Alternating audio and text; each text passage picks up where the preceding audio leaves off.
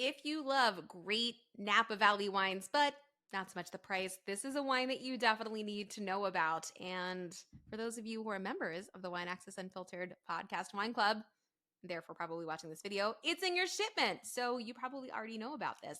This is an NDA wine. Y'all know I love a good NDA wine. Let's backtrack a little bit. What is an NDA wine? Well, simply put, an NDA wine is basically a white labeled wine. This is a wine that is sometimes comprised of a single vineyard. Sometimes it's comprised of a few different vineyards. But basically, it's a wine that was sold by a winery and it was sold to another party who then relabeled it under a different label, but had to sign an NDA to never reveal the source. And this happens a lot, especially in Napa Valley. This is a thing that I didn't even know happened until I moved there. And when I found out it was a real thing, well, you best believe I was the first one sharing about it. So this is actually going to be specifically from Rutherford. They're not saying who the original producer was. They're not saying who the winemaker was. And they're not even saying which vineyards it's coming from. But we do know that Rutherford is one of the most elite, prestigious areas within the Napa Valley. This is an area that you're going to find vineyards like Scarecrow Vineyard. You're going to find Camus there. You're going to find Quintessa.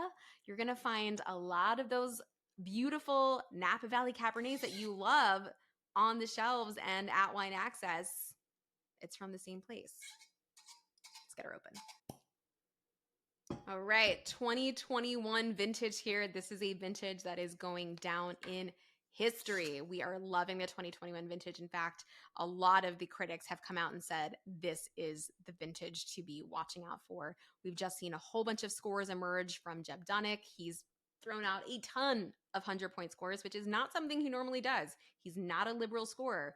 So I think that speaks to, speaks to the quality of this particular vintage. So I am definitely telling people when you can get a great quality 2021 vintage, especially at a price like this, snag it. Do it while you can. All right, let's get in the glass.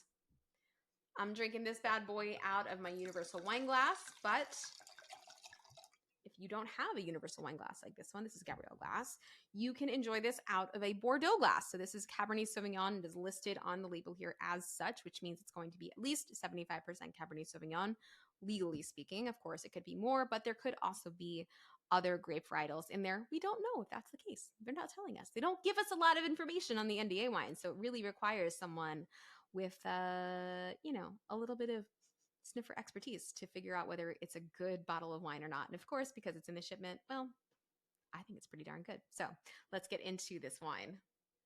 Woo! All right, Rutherford. Rutherford's got a very distinct profile, and it sits smack dab between Oakville and St. Helena. And I think the profile always kind of sits between that. I always find Oakville to be your Pauillac. It's the structured area of Napa Valley. It's the wines that have the most power, the most intensity, usually have the most structure on the valley floor. And then you have St. Helena, which is a little bit more of your Margaux of Bordeaux. So this is going to be softer, lovelier, very aromatic. In between that, you have kind of the best of both worlds with something like Rutherford, which typically gives you a really soft profile, but still very full-bodied. So you're not really sacrificing any of that great structure. All you're getting is this really rounded out version of this. So think really, really nice full body, but not those really gritty, intense tannins. It's a much, much softer profile. They sometimes call it the iron fist and the velvet glove. We've also certainly heard Rutherford dust being thrown around. A lot of people don't really believe in that, but I think to some degree it's there. So I think for me, the first thing that I notice on this nose is just that really beautiful, ripe fruit profile. It screams just like it almost smells like if you like velvet, like it smells like really expensive velvet. Velvet doesn't smell, but you kind of get the gist, right? Like it almost paints a picture in your mind. You're like, I smell that. I kind of think I know how this is going to taste. It has just this beautiful red fruit profile to it. And you should be getting lots of different versions of that. You should be getting strawberry. You should be getting cherry. You should be getting cassis. You should be getting all of those great red fruit profiles. But there should also be something in there that just makes you feel like you can take a deep breath and like sink into your chair. I don't know. There's just something about this nose that really evokes a picture. And I highly recommend, if you're smelling this wine, that you do the same thing. Take a minute while you're smelling it and just try to think of something. What does this make me think of? What does this make me feel? Is this pushing me in one direction? Is it making me uncomfortable, or is it making me comfortable? There's certainly a lot of wines that will, when you smell them, can make you feel a little uncomfortable in a good way. This is not one of those wines. This is a wine that you smell it and you're like, huh, yes, long day, great wine. Let's do this. All right, let's taste. Make sure you get a little bit of air in this wine. It is brand new, so you don't have to decant it, but you certainly can. And I think it'll open some things up, give you even more than what you're getting on here. I think right now, because it is so young, I wouldn't call it a one-dimensional profile, but I definitely think it's just giving you straight fruit. Mm. Mm. There's that structure, right? That velvety, soft, plushy structure. What's so interesting about this wine and kind of fascinates me is, remember how I said it kind of, Rutherford kind of literally lives between Oakville and St. Helena. And I think the profile sort of reflects that. You're getting a lot of that sort of muscular energy that you would associate with Oakville, meaning a little bit more of that dark profile. There's something a little brooding in there. There's something a little bit black licorice in there. And as much as it's giving you this really red fruit profile on the nose, there's something really interesting and a little bit more, like I said, dark and brooding on the palate. However, there is something so structurally soft about this wine that reminds me more of St. Helena. And that's where I think these wines can really, really shine. If you're really someone that loves full body, but not the tannin, but you love aromatic, but you still want that intensity, this is such a beautiful place to be looking for wines from. I mean, the volume on this wine, the way that it coats your mouth, but doesn't, give you that grippy, astringent structure.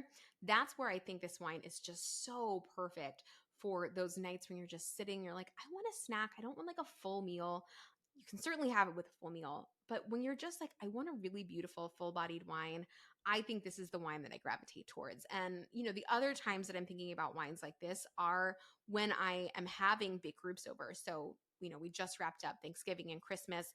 There are always those wines that I serve first that I don't serve with dinner to kind of get everybody acclimated. Of course, I've always got my whites and my cocktails, but a lot of people love red wine and they don't love light-bodied red wines. They want something full-bodied, understandably.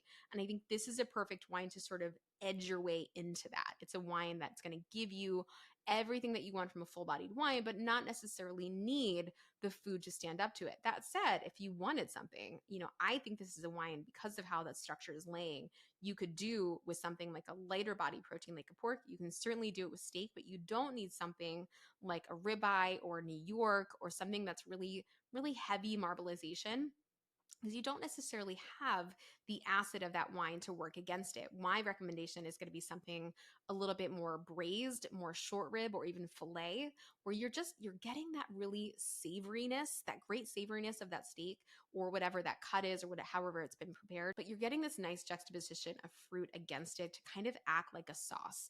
And that's kind of how you want to think about this wine when you're pairing it with food. You want it to be more like a sauce. So if you like something that's going to have like a cherry glaze on it, like I said, with pork, or something like a short rib, this is a great wine to do that in. As always, not a ton of information being said about the NDA wines because that's just the way that these goes, but there is a great write-up that Wine Access always does with the NDA wines to allow you to do a little detective work, make some Google searches, try to figure out maybe where it's from. They always give you some hints, some clues, and it's really fun to kind of sleuth out where this wine might have been sourced from. But regardless of that, if you don't care about any of that, if you just want a great bottle of Napa Valley Cabernet and you want it at a great price that's not going to break the bank, that you can drink many bottles of either beginning, during, or after a great night, this is the perfect wine for you. Cheers.